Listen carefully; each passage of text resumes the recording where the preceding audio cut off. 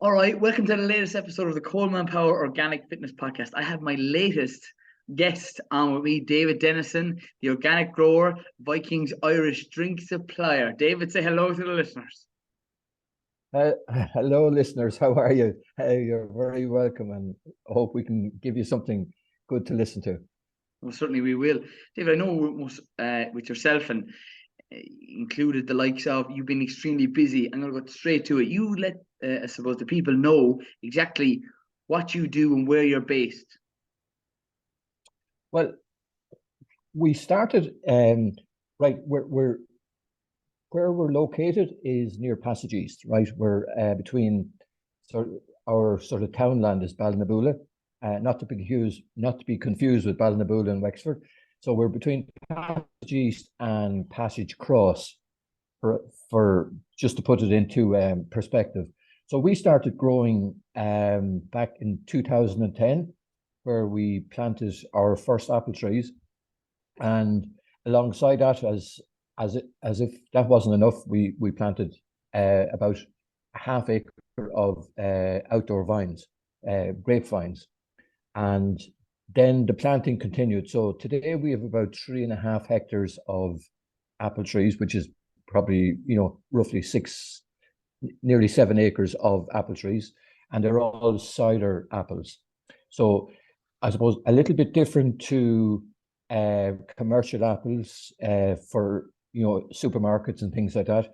Ours are just for making cider. We've got all the different varieties like bittersweet, bitter sharp, sweet. So all the varieties that they grow in northern France, Normandy, and southern England. And today we've got about 1.5 hectares of grapevines, with another half hectare going in this year. Very good. Right, and I just So we're want to busy. touch on that point in relation to what could you tell the listeners, I suppose, the point on what the difference between the organic and non-organic, I suppose, produce such as your vines and the likes of your apples, just so everyone is all on the same page. Okay, well that's a great question, because we get that. I actually had a course last week, Monday and Tuesday, which was kind of an introduction to organic viticulture and vinification in a marginal climate. Now, I designed this course for the National Organic Skill Nuts, and the idea really was to show people how you could actually grow using certain varieties that are what we call not suspect to pests and disease, and showing them really how you can actually grow vines and apple trees without the use of chemicals, pesticides, herbicides, etc. And the difference it actually makes to the soil, it's incredible. And everybody, they just couldn't believe how, we talk about weeds. There's no such thing as a weed, really, because they all have their part to play. And the difference for us growing organically as against conventional would be, we don't use sprays, we don't use herbicides, we don't use pesticides, and everything is done really naturally. We spray the likes of seaweed, nettle spray, garlic spray, and that does it. It creates healthiness to the, not necessarily to the trees or the grapes, but to the soil, and then the soil feeds the vines, and feeds the apple trees.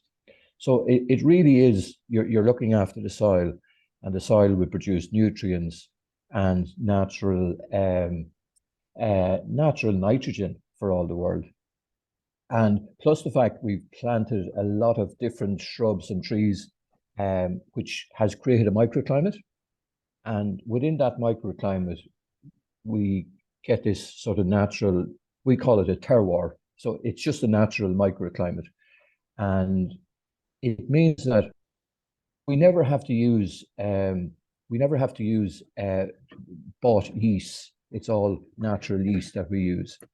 And So, it's interesting. There's a little bit more work attached to it.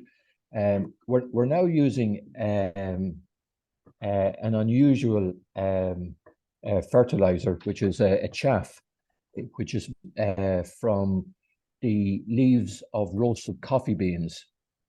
Now, we had to check this with the Organic Association to see if we could actually do this, but because the coffee beans are roasted up to about 600-700 degrees, it kills everything. Like nothing will live at that sort of temperature. So this is just the leaf, and they're quite light, so they have to be mixed with composts and horse. We've ponies, so we can use our own horse manure. And once it's mixed with another substance, it's absolutely perfect. It gives great cover, but the beauty of it is it gives it about 14% nitrogen, which is incredible. And it's natural nitrogen. It's not your 10-10-20s and all like that. So we're not allowed to use any of that. So like within the organic associations, we have to adhere to the rule book for all the world. And we have to keep to a strict regime as regards to what we can use and what we can't. Like we can't buy fruit in unless we buy it from an organic grower.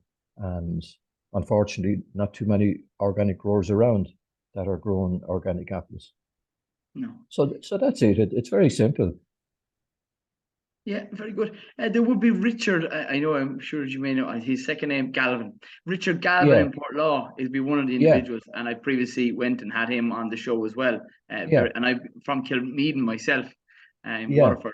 But with the likes of, I'm going to say, those applications of nitrogen, are you giving those to the likes of the plant at certain times at the early stage of leaf production, and then changing up with maybe seaweed extract that you're applying to encourage maybe fruiting at different times of the year?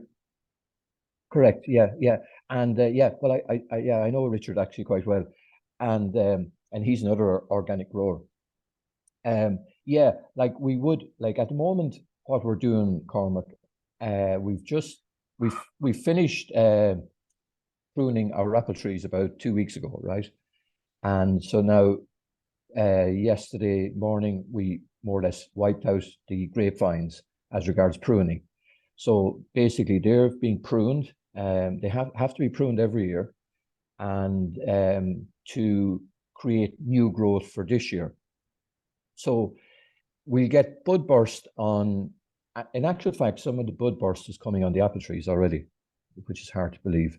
Some of the earlier varieties are starting to produce leaves, and so what we've actually done is we've got about 60 or 70 crab apples, which are natural pollinators. And I actually took a photograph this morning of an early plum tree and all the honey. We've bees, honeybees on the land as well, and the bees were actually out feeding on the pollen from the plum trees already. And this is only the 21st of March. So you're creating that environment where it's very suitable for us as human beings. It's very suitable for the vertebrates, for all the fly life, for all the wild birds like the buzzards and the hen harriers and the hawks and everything. So we get a lot of those types of birds and animals coming into our patch. Maybe it's because we're organic, but we also create natural habitat. Like we, instead of cutting all the grass for hay, we'd leave meadows intact for the likes of we've got about 42 hen pheasants, and they stay with us all year round, which is incredible, So they're eating all the little seedlings from in the meadow, and unfortunately, the biggest problem is when they lay their eggs in the summer, they do get attacked by some of the prey, the likes of the crows and the magpies and the jays. Oh yeah, we've about 3 or 4 families of jays as well, which are very noisy birds. But it lends itself to a natural environment. And David, why do you think that more people don't, such as yourselves, incorporate in the likes of maybe organic methods and even go and registering with one of the governing bodies that do, suppose, grow organically? I think there's a huge change at the moment, and a change for the better, where you will see hundreds, if not thousands, of conventional farmers, farmers that are producing beef and dairy and so on, and farmers that are in horticulture, that are growing potatoes, carrots, so on and so forth. You will see hundreds, if not thousands, coming into the fold in the next few years, simply because there's a huge push within our system of the Organic Association, plus the fact that there's now substantial grants. Now that's probably it shouldn't be the number one focus. People shouldn't be coming in just to make a killing on it, or to get the grants, because there has to be a process, and you have to be committed to growing organic, not just for the money. The money is going to be very handy, that's for sure, because there are grants of up to 60%. And I did my organic course back in October. It was run over 3 weekends, and you have to do that.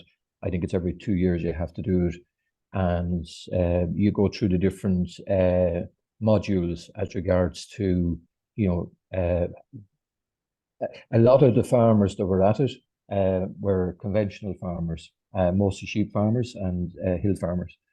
And I think it's a perfect environment for the likes of them, because, for hill farmers, they're grazing sheep on the hills, and it's very, very much, it's organic in its own right.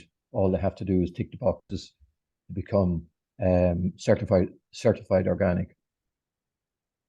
Well, at this moment in time, I'm pretty sure the figure is about 2% of the land is registered organic in Ireland, and then even a smaller minority would be that of fruits and vegetables, and that being one of the very few, I suppose, throughout Ireland that is supplying people with organic fruits different times of the year. Yeah, they're hoping to get that figure up to about 6% by the end of this year. Well, that's good. And is there any major drive that you've heard in relation to, just other than the grants, that they're pushing towards trying to get that to the higher 6%? Yeah, there are. Like, you have, I suppose, within the government, you have, say, the Green Party, who are very much into organics, and they seem to be driving it. And it's been driven by the Department of Agriculture, Fishery and Marine. They're driving it. So there's a lot of media attention to organic growing in Ireland. In actual fact, we're probably 30 or 40 years behind the likes of Holland and Central European countries that are probably maybe at 15. I know Holland would be very, very high organic in horticulture, and they've been practicing organics and biodynamics as well, which is the step on from organics for the last 30, 40, 50 years. Yeah, regenerative agriculture is the future, and that's one thing for sure. With the products that you currently have, David, where, I suppose, is the best place for people to either get their hands on, or can they buy it directly from the farm? Because I know I'm, I suppose, extremely conscious of your own time. I know you have to get back to work like myself. Yeah. No, you're grand, Conor. We would supply some of the supermarkets, like the super values. We're in like around Waterford, we're in Kilbarry, we're in Keishes and Tramore, we're in Garvey's in Dungarvan, and we'd supply some of the local kind of, we call them the good food shops, the likes of Arkeen Stores and Worldwide Wines and Centras in Johns Park. But we do sell online as well, to, like, we are in other supermarkets in, say, Wexford. We're in Pettit's in Wexford and Athy, and we're in Wallace's and Wellington Bridge, and they're great supporters, you know. So, but we do sell online, and we sell direct from the farm. We started tours last year for people to come and visit, and do a tour of the vineyard and the orchards, and come back to where we make the cider and the wine, and have a local cheese board and a taster of 3 or 4 either, you know, wines and ciders. And you know, we started at kind of the middle of last year, and I think we got about 300 people through between June and December, which was incredible. Yeah. No, that is brilliant, and credit to you. And I suppose I just want to say, David, thanks so much for giving me your time in relation to just share the message out there. What you do is, I suppose, one of the things that people don't really know enough about. That's why I asked the question about why don't more people grow organically, and often more than not, they don't know the difference. And now after this short podcast and you informing them on it, I just, I suppose, Yeah. like, say thanks very much, and I'll tag yourself in the likes of the show notes, your handle for Instagram, for Facebook, and in relation to those shops where you can get your products directly to the customer. Well, thank you very much. And you'll have to come out and visit us, Cormac, and sample some of the beverages. I most certainly will. An Irishman or a Waterford man will have to come out, David. Yeah, and thanks very much. And I always end these podcasts by saying, stay tuned, stay classy, and keep it organic.